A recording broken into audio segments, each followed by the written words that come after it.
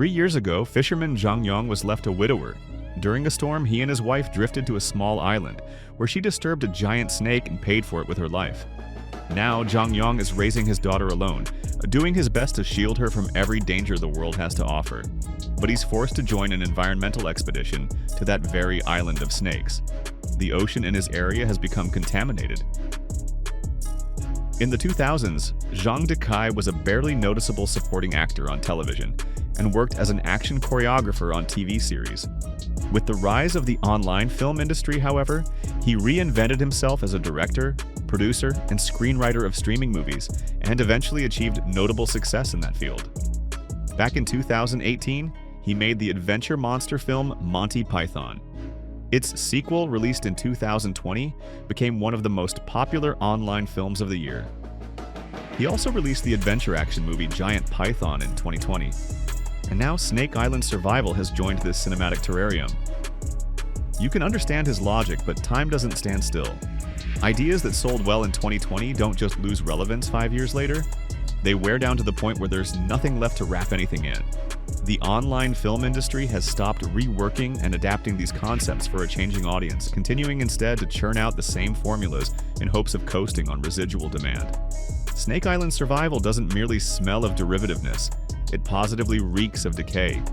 This is a film its own creator seemingly didn't believe in, penny-pinching across every aspect of production, from the script to the CGI.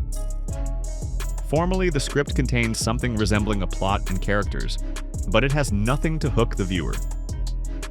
We've all seen greedy poachers 100 times, turning peaceful, harmless snakes into mutant killers, and heroic defenders of nature who save themselves and others from the snakes, while reminding us that the true evil is humanity, periodically launching into speeches about the importance of protecting the environment.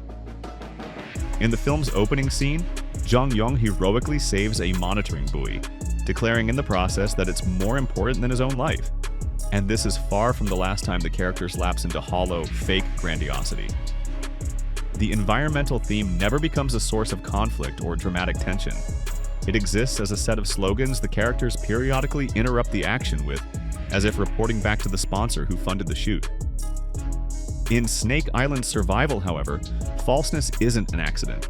It's a deliberate way to save money and effort. As both director and screenwriter, Di-Cai doesn't even try to be convincing. The actors operate, to put it mildly, on autopilot. And from the very beginning, the film plays a game of soft toss with its audience. You don't believe in this team of environmentalists cobbled together from random people, or in the evil poachers who somehow built a full-fledged research lab out of duct tape and scraps on a deserted island, or in the giant killer snake, rendered so poorly it looks like the film was made in the early days of online cinema. The CGI here is conspicuously artificial and underdeveloped, but the creators of Snake Island Survival care so little that they even include raw behind-the-scenes footage in the end credits, shots that reveal the movie wasn't filmed on a professional soundstage at all, but literally in some muddy puddle.